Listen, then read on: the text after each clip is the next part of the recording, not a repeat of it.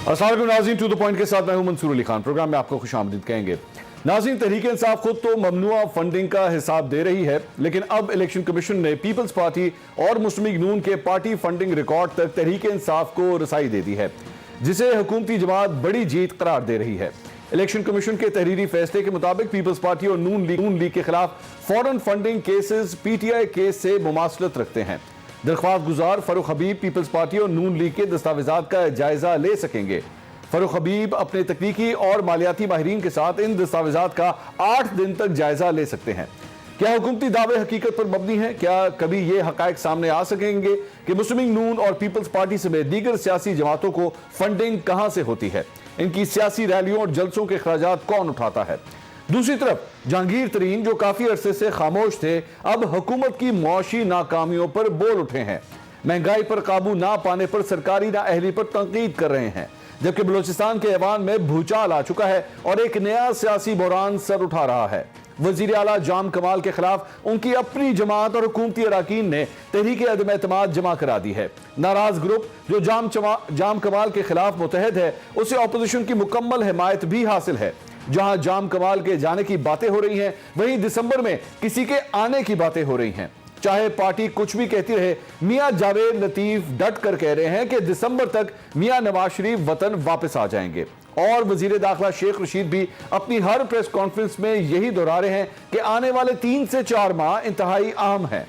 बलूचिस्तान से तब्दीली की सर्द हवाएं, अगले 3 माह में मियां नवाज शरीफ के वापसी के दावे, हुकूमत मुखालिफ तहरीक का मुतहर्रिक होना और वजीर दाखिला के दाखिली सूरत हाल पर बयानात, क्या इन सब मामलात एक दूसरे के साथ जुड़े हुए हैं या इन मुहर्रिकात का किसी भी तौर पर से कोई ताल्लुक नहीं है और ये सिर्फ चाय की प्याली में तूफान है? और क्या ये सब अच्छा है और ठीक है कि एक पेज वाले हुकूमती दावे अब भी कायम दायम है या पेज उलट चुका है?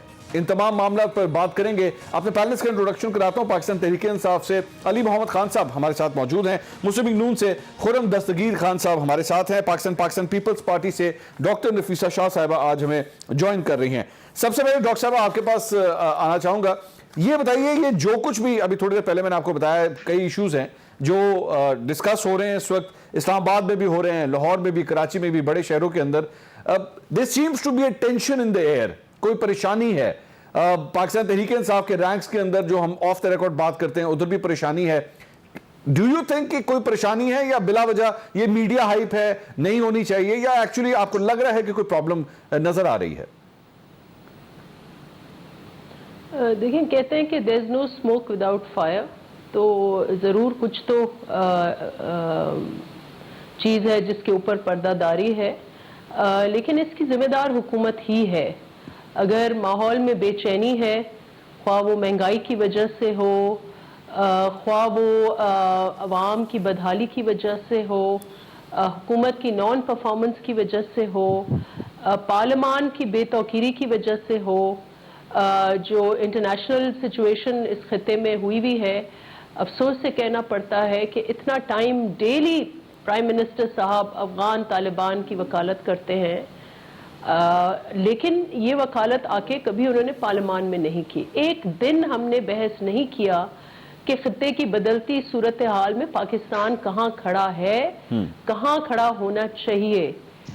तो बेचैनी की बहुत सारे वजूहात हैं और मेन वजह यही है कि 3 साल गुजर गए इस हुकूमत को, कुछ उनको अवाम को देने के लिए कुछ नहीं इन 3 सालों में। और जो भी इन्होंने क्लेम्स किए थे कि जी हमने करंट अकाउंट डिफिसिट कम कर दिया, सबसे बड़ा कारनामा ये कहते थे। अभी वर्ल्ड बैंक आपने देखे कि वर्ल्ड बैंक ने कितनी तशवीश का इजहार किया है, जो ग्रोथ के फिगर्स इन्होंने दिए उसको कहा है कि ये सही नहीं है, उनको कम किया है।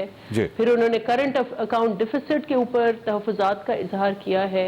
महंगाई और बढ़ेगी क्योंकि जब से बजट पास हुआ है, हमने यही कहा था बजट में जब हम तकरीरें कर रहे थे कि बजट इसलिए बेमायनी है कि बजट के दूसरे दिन आपका महंगाई के तूफान के सिलसिले दर सिलसिला शुरू हो जाएगा और आपकी ये इलेक्ट्रिसिटी बिल्स, आपके गैस के बिल्स, आपके एलएनजी के कीमतें ये बढ़ती जाएंगी, बढ़ती जाएंगी, बढ़ती जाएंगी। ठीक। और यही हो रहा है।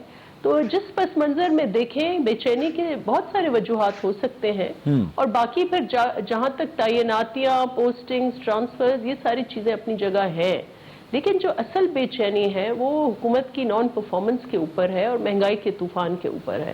ٹھیک ہے.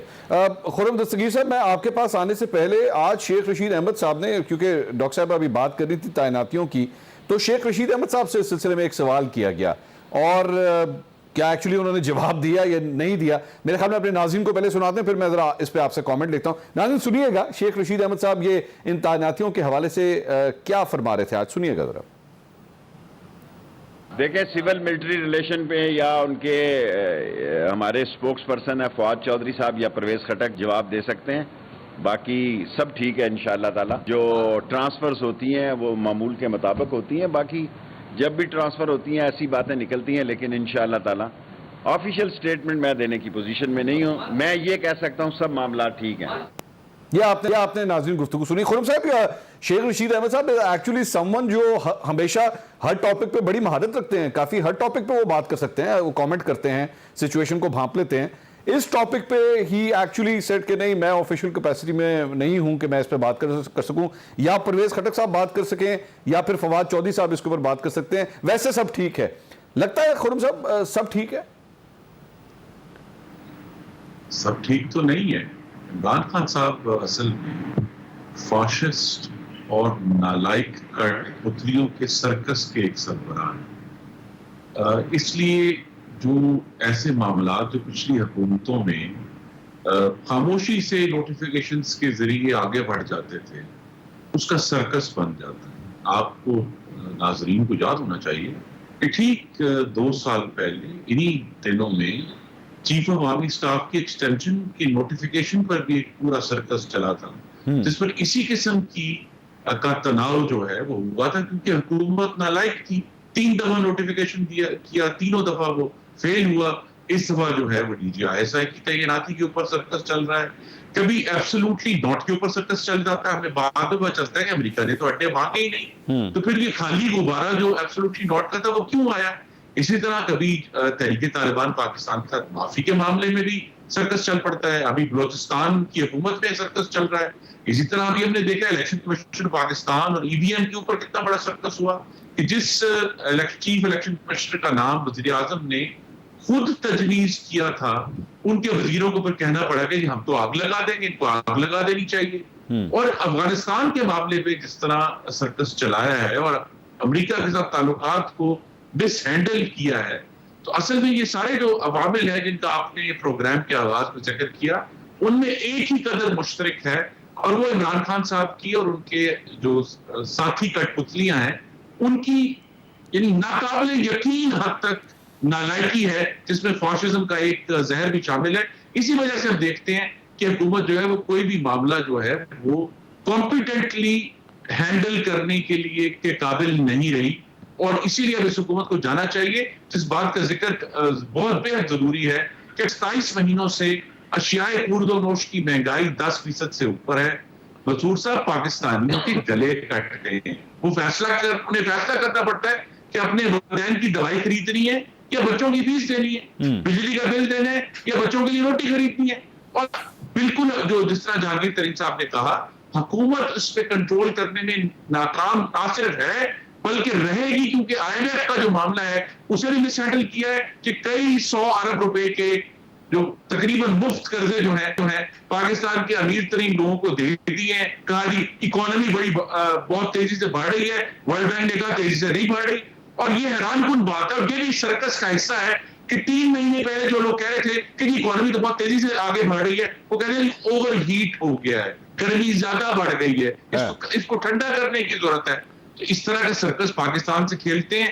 دوسری طرف ہر روز پاکستان کے اوپر قرضوں کا بوجھ، عوام کو بتانا چاہیے بار بار کہ وہ عمران خان جو 30,000 ارب چیختے تھے کہ 71 سالوں میں اکٹھا ہوا ہے، وہ صرف ان 3 سالوں میں 18,000 ارب کے مزید قرضے لے چکے ہیں. 48,000 بلین ہے پاکستان کا ٹوٹل ڈیٹ اینڈ لائبلٹی. اصل میں جو کہانی ہے، جو قدر مشترک ہے، وہ عمران خان صاحب کی اپنی اور ان کی ساتھی کٹ پتلیوں کی نالائکی ہے، جس کی وجہ سے ہم دیکھتے ہیں کبھی وزیر خزانہ بار بار تبدیل ہوتے ہیں، کبھی ہم دیکھتے ہیں کہ جی عوام کو یہ تجویز دی جاتی ہے کہ جناب اگر آپ کو چینی مہنگی ہے تو چینی کے دانے کم کر دیں.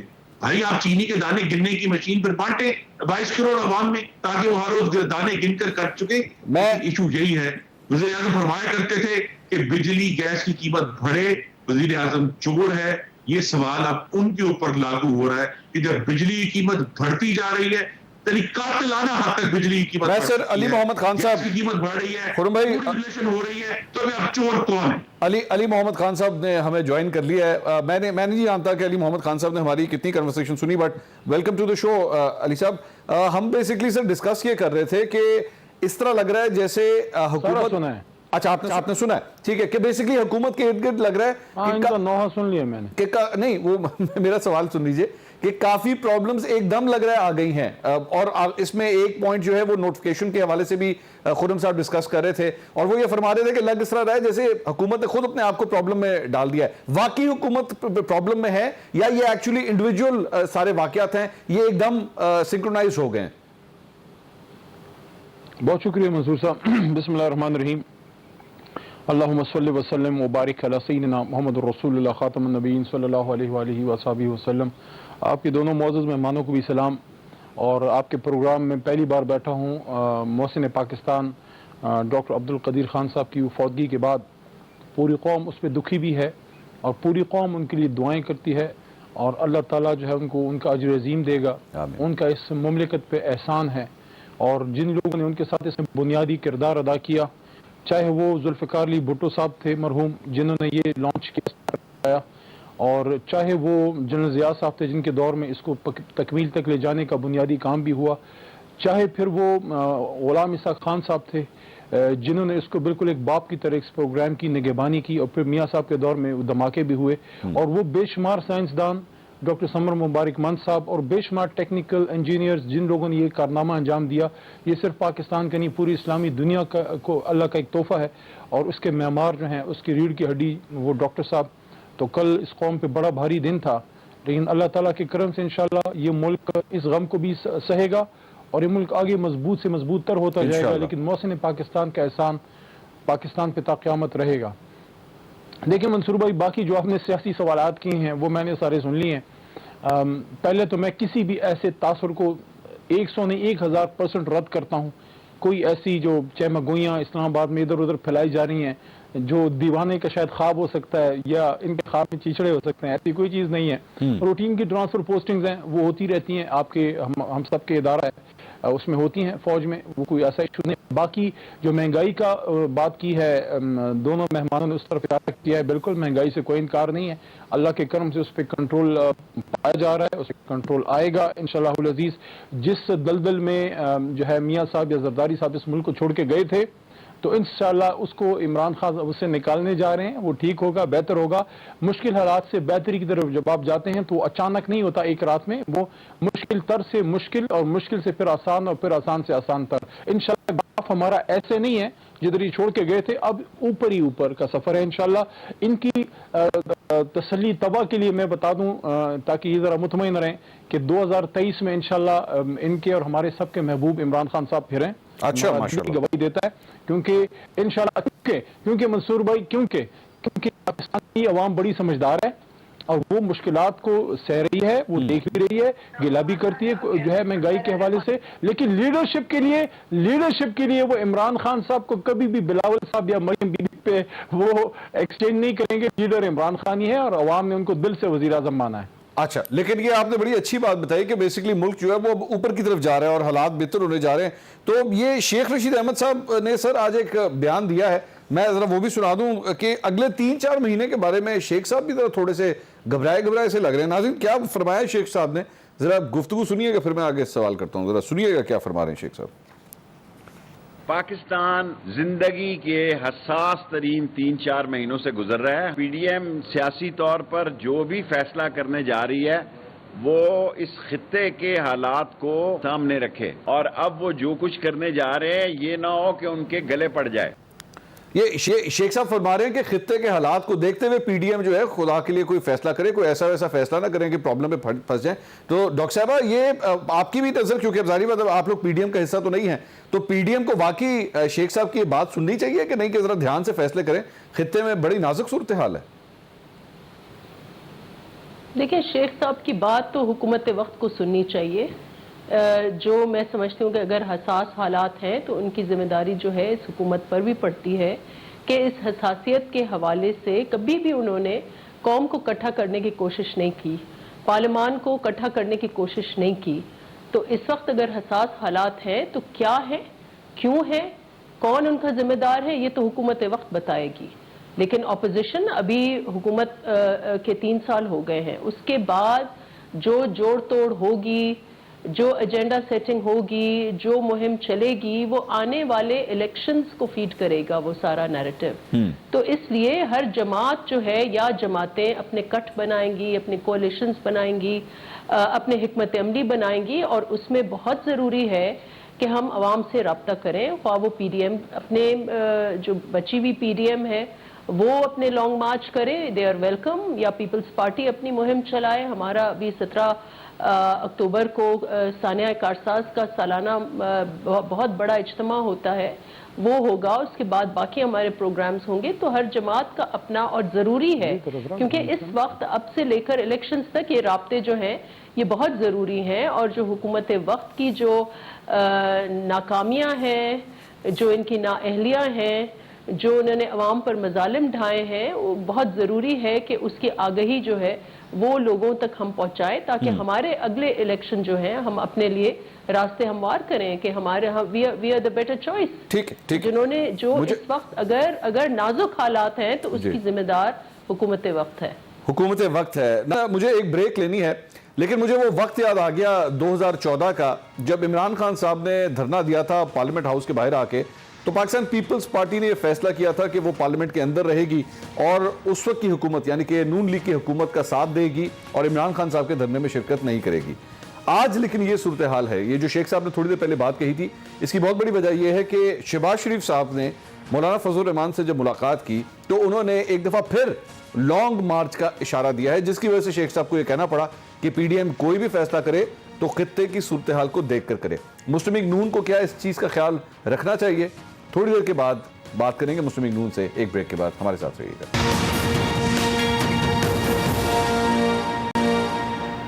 ناظرین welcome back after the break. Break سے پہلے بات ہو رہی تھی کہ شیخ رشید احمد صاحب فرما رہے ہیں کہ اگلے چند مہینے بڑے نازک ہیں, اور پی ایم کو وہ ایک تجویز دے رہے تھے کہ حالات کی سنگینی کا ذرا احساس کیجئے اور اس کے بعد کسی قسم کا کوئی پلان بنائیے گا. اس کی وجہ کیا تھی؟ اس کی وجہ تھی کہ شہباز شریف صاحب نے 2 دن پہلے ایک پریس کانفرنس میں کچھ کہا ہے. کیا کہا ہے ذرا دیکھیے گا ایک دفعہ. ہمیں اس حکومت کے خلاف مارچ ہر صورت کرنا ہوگا, اور اس حکومت کو ہمیں اپنا سیاسی اور قانونی حق استعمال کرتے ہوئے اس کا محاسبہ کرنا ہوگا. مودی اس ادارے کے وقار کو نقصان پہنچانے کے لیے وہ کام نہیں کر سکا جو کہ عمران خان نیازی جو دن رات یو ٹرن مارتے ہیں, انہوں نے جس طریقے ان نازک معاملات کو ہینڈل کیا ہے وہ انتہائی قابل افسوس.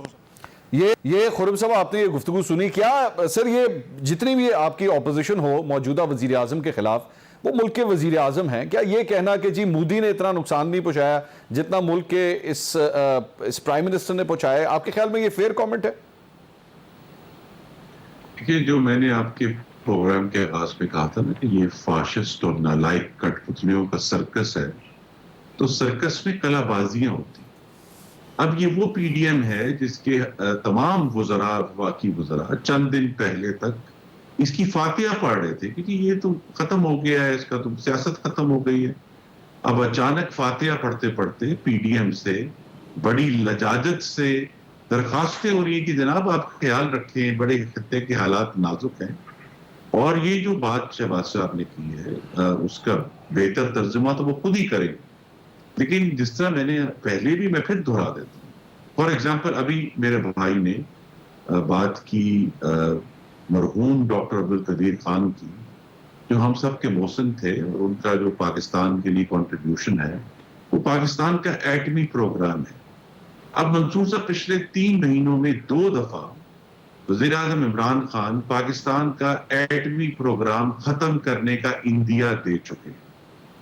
پہلے ایچ بی او جو امریکہ کا ایک انٹرٹینمنٹ چینل ہے, اس کے ایک نمائندے انٹرویو دیتے ہوئے نے کہا کہ اگر کشمیر کا مسئلہ سیٹل ہوتا ہے تو نیوکلیر ڈیٹرنٹ کی ضرورت نہیں رہے گی.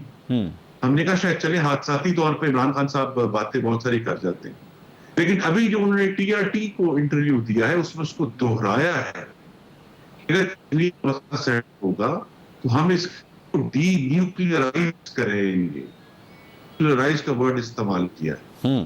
اب بات یہ ہے کہ کشمیر کا ہمارے ایٹمی پروگرام سے کوئی تعلق نہیں ہے, وہ پاکستان کی ایک اجتماعی مضبوطی کا ایک منبع ہے ہمارا جوہری پروگرام. لیکن جب عمران خان صاحب اس طرح کی انتہائی غیر ذمہ دارانہ باتیں کریں گے جس کے ہندوستان کی طرف سے کوئی ایکو نہیں ہے, یا تو انہوں نے آفر کی ہو نا کہ اچھا جی آپ ہم کشمیر کا مسئلہ سیٹل ہوگا تو ہم بھی اپنا نیوکلیر پروگرام چھوڑ دیں گے, ٹھیک ہے, ہندوستان کی طرف سے کوئی اس پر بات نہیں ہوئی. لیکن عمران خان صاحب 2 دفعہ پوری دنیا کو یہ پیشکش کر چکے ہیں کہ جناب ہم اپنے ایٹمی پروگرام سے دستبردار ہونے کے لیے تیار ہوں چاہے اس کی وجہ کوئی بھی ہو. تو جب اس طرح کی غیر معمولی اور غیر ذمہ دارانہ سٹیٹمنٹس وزیر اعظم کی طرف سے آتی ہیں, کبھی امریکہ تشریف لے جاتے ہیں تو وہاں جا کے council on foreign relations new York میں وہاں جا کے کہتے ہیں کہ پاکستان آرمی نے القاعدہ کو ٹرین کیا تھا اور ہم نے ہمارے تعلقات تھے ہم نے ان کو کیا تھا. کبھی جناب ایران تشریف لے جاتے ہیں تو کہتے ہیں مجھے معلوم ہے کہ پاکستان سے دہشت گردی اور کی در اندازی ہوتی ہے ایران کے ملک میں. تو اس طرح کی جو غیر ذمہ دارانہ گفتگو ہے, یہ پورا ایک اور سرکس جو ہے وہ جو بائیڈن کے ٹیلی فون نہ کرنے پہ لگایا گیا ہے.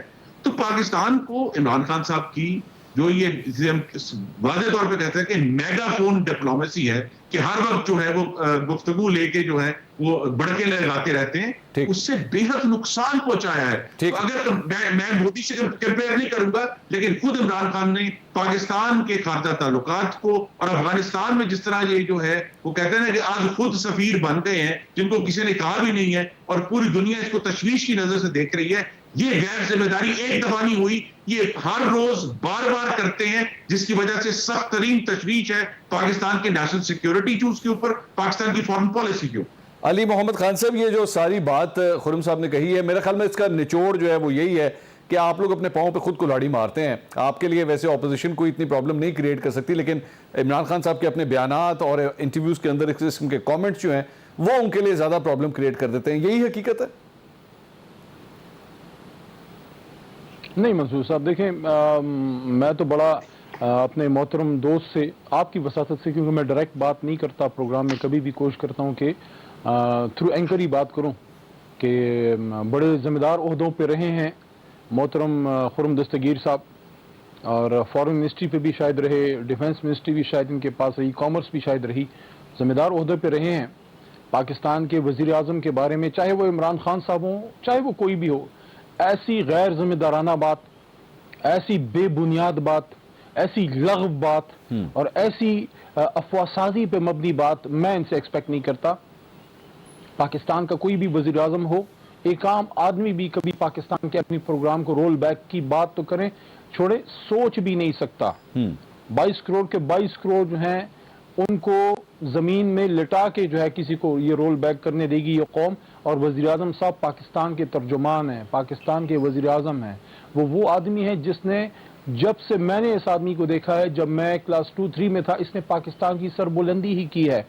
یہ واحد آدمی ہے جس میں دم تھا کہ پرچی سے پڑھنے کی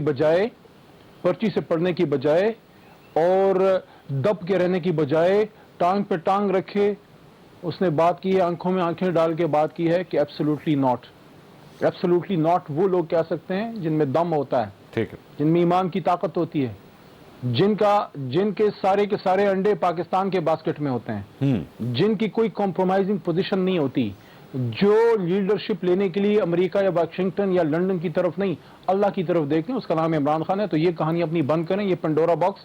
پاکستان کا نیوکلیر ایسٹ جو ہے وہ انتہائی مضبوط ہاتھوں میں ہے, اور میں تو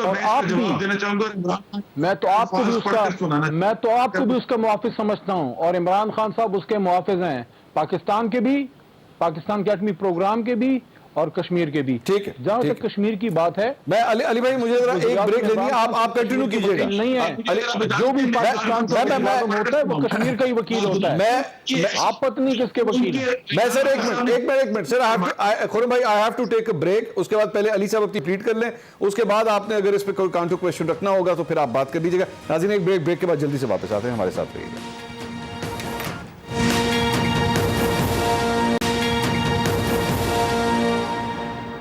ناظرین welcome back after the break سے پہلے علی محمد خان صاحب اپنی بات کر رہے تھے, مجھے بریک پہ جانا پڑا. علی محمد خان صاحب آپ اپنی بات کمپلیٹ کیجئے, پھر میں آگے چلتا ہوں. جی میں اپنی بات شاید جواب دے چکا ہوں, آپ اپنا سوال کریں. اچھا خرم صاحب آپ اس کے اوپر کچھ کہنا چاہ رہے تھے, آپ کامنٹ کیجئے, پھر میں نفیسہ صاحبہ کے پاس جاؤں گا. جی میرا کامنٹ نہیں ہے, میں عمران خان صاحب کے جو ایگزیکٹ کوٹ ہے جو ایچ پی او کو انٹرویو دیا تھا, پڑھ کے سنا دیتا ہوں آپ کے ناظرین کو. انہوں نے فرمایا the moment there is a settlement on Kashmir we will not need to have nuclear deterrence. ٹھیک. اب اس کا کیا مطلب ہے؟ یہ میں نے اپنی طرف سے نہیں بولا, یہ آن ریکارڈ ہے. ہاں, کہ انہوں نے کہا کہ جیسے ہی کشمیر میں سیٹلمنٹ ہوتی ہے ہمیں نیوکلیئر ڈیٹرنٹ کی ضرورت نہیں رہے گی.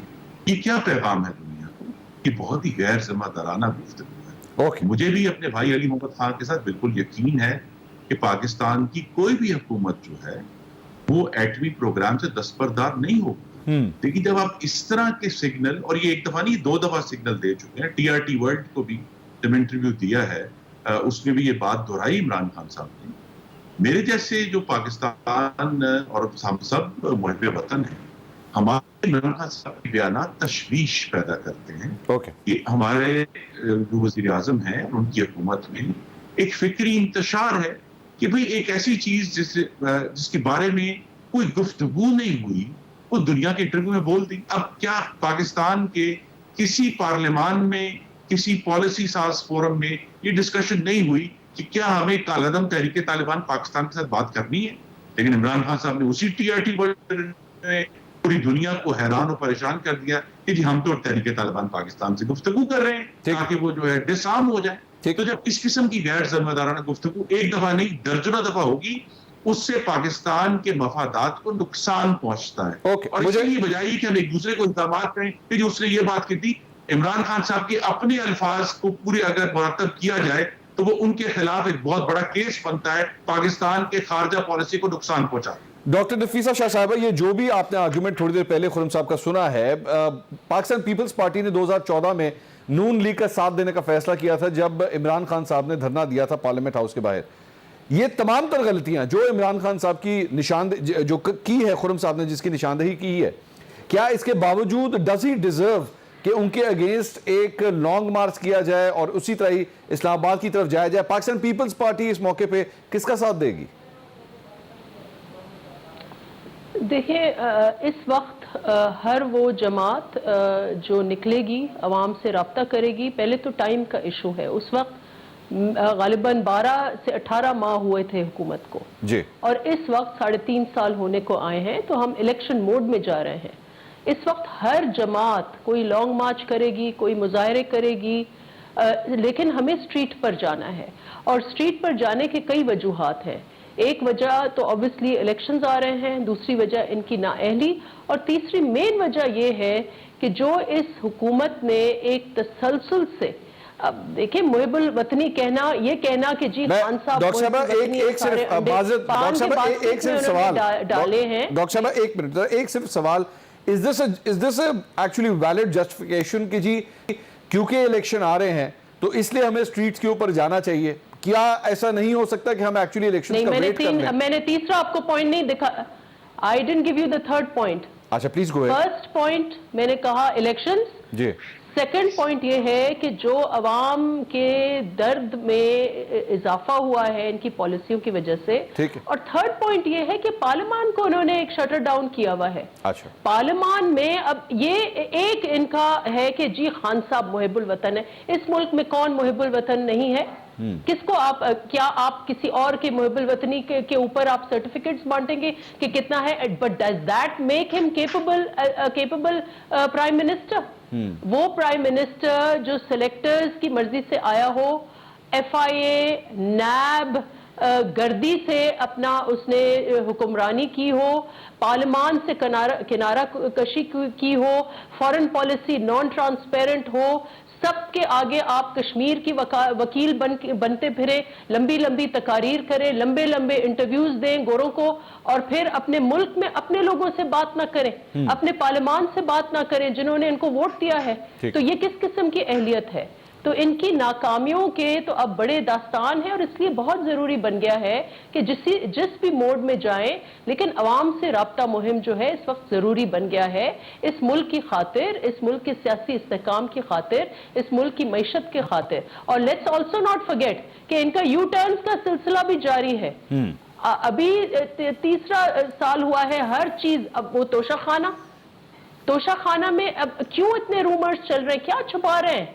ٹھیک ہے, جب آپ نے ہمارے فارمر پرائم منسٹر اور فارمر پریزیڈنٹ کوئی کسر نہیں چھوڑی کہ توشہ خانہ سے انہوں نے یہ چیز کیوں لی, حالانکہ انہوں نے خریدی, توشہ خانہ کو کوئی نقصان نہیں ہوا, انہوں نے وہ پیسے ڈپازٹ کیے. آج ہمیں کیوں نہیں بتا رہے کہ وہ کیا ہیرے ہیں, یہ وہ کیا جواہرات ہیں جو انہوں نے وہاں سے حاصل کیے, یہ نکل آئے گی, یہ ساری تفصیلات جی they have to tell us. They will have to tell us. Break میں نے لینی ہے, لیکن یہ ڈاکٹر صاحبہ کی بات درست ہے کہ they will have to tell us. اور میں آپ کو ابھی سے بتا دوں, مجھے نہیں پتا آج سے سال 2 سال کے بعد کیا ہوتا ہے, لیکن یہ تفصیلات جو چھپانے کی اگر کوشش بھی کی جا رہی ہیں, چھپ نہیں سکتی, باہر آ جاتی ہیں. آپ کو بتانا پڑے گا, آج نہیں بتائیں گے کل پھر بھی پاکستانی عوام کو پتہ لگ ہی جائے گا. مزید بات کریں گے ایک بریک کے بعد, ہمارے ساتھ رہیے گا.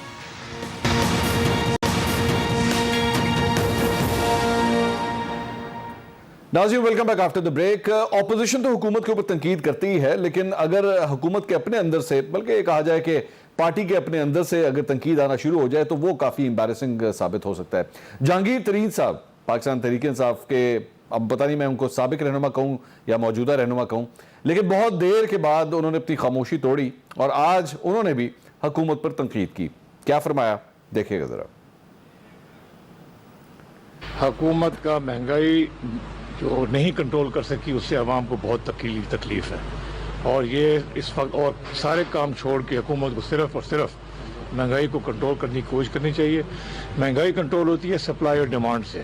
وقتی طور پہ اگر گندم آ جائے باہر سے, چینی آ جائے باہر سے آ جاتی, تو اس وقت اتنی مہنگائی گندم کی اور چینی کی نہ ہوتی. تو ان چیزوں کے اندر میرا خیال ہے بہتر پالیسی بنانے کی ضرورت ہے. یہ آپ نے گفتگو سنی. علی محمد خان صاحب, جہانگیر ترین صاحب بھی مہنگائی کے اوپر بول پڑے سر, مطلب اب تو بات گھر سے آنا شروع ہو گئی ہے. پہلے تو میں کلیریفیکیشن بھی کر دوں ایک بات کی. آپ نے کہا کہ صادق کیا موجودہ, میرے خیال میں تو موجودہ ہیں. اچھا ٹھیک ہے, مین ممبر ہیں پاکستان تحریک انصاف کے. پارٹیز میں تھوڑا بہت ڈسٹنس وغیرہ آتی ہے. I think he is as PTI member as he was. میرے لیے تو بہت محترم ہے. صادق ہمارے جو ہے جب یہ GS تھے, کیونکہ وہ عہدہ ان کے پاس نہیں ہے, تو پاکستان تحریک انصاف میں ان کا بڑا رول رہا ہے. تو ایسا کوئی ایشو نہیں ہے کہ وہ ثابت ہیں. As current as he was. Number 2, Tehreek Insaf کوئی ڈکٹیٹرشپ نہیں ہے, نہ یہ ہاؤس آف شریف ہے, نہ یہ ہاؤس آف زرداری ہے. یہاں سب کو بولنے کی آزادی ہے, اور انہوں نے ایک پازیٹیو کرٹیسزم کی ہے جو کسی کو بھی کرنی چاہیے. آپ کو انکریج کرنا چاہیے دوسری جماعتوں کے لوگوں کو بھی. کبھی ان کی جماعت میں کبھی چڑیا کا بچہ بھی بولا, کبھی نہیں بولا, کیونکہ وہاں تو جناب سٹینڈ اندر باہر. ان کے تو وزراء جو ہے 7 مہینے میں صاحب ٹائم نہیں دیتے تھے. ان کے دل پہ ہاتھ رکھ کے بتائیں, ہمارا بڑا بھائی خرم دستگیر صاحب کتنی بار ملتے تھے ہم کو. خان صاحب is one message one call away.